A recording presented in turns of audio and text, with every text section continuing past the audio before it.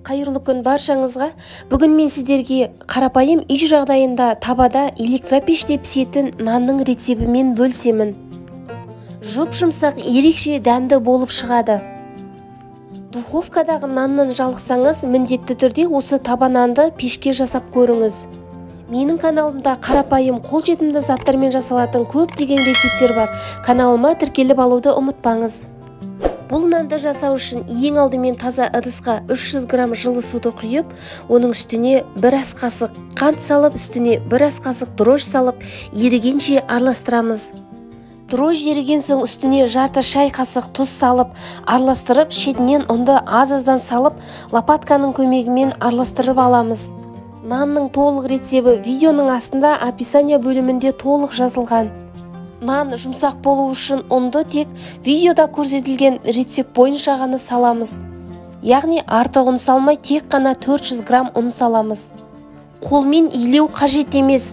Сол себепті лопатканың немесе қасықтың көмегімен осылайша араластырып илеп алуға болады. 40 минутқа жылы жерге бетін жауып қойып, нан көтерілгеннен кейін асты жабыспас үшін сұйық майды құйып, осылайша дөңгелектеп нанның формасына келтіріп аламыз. Қамыр өте жабысқақ болып шығады. Табаның астын майлап, тағыда оны 10 минуттай көтерілуге бетін жауып қоямыз.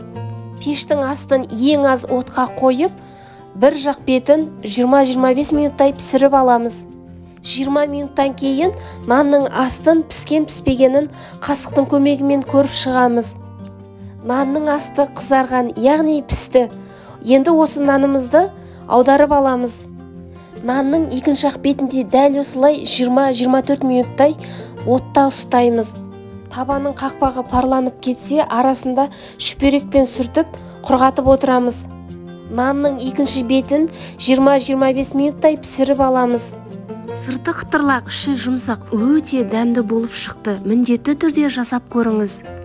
Достар, алдағы уақыттарда менің каналыма осындай қолжетімді көптеген рецепттер шығады. Өткізіп алмас үшін каналыма тіркеліп қоңырауша белгісін басып қоюды ұмытпаңыз.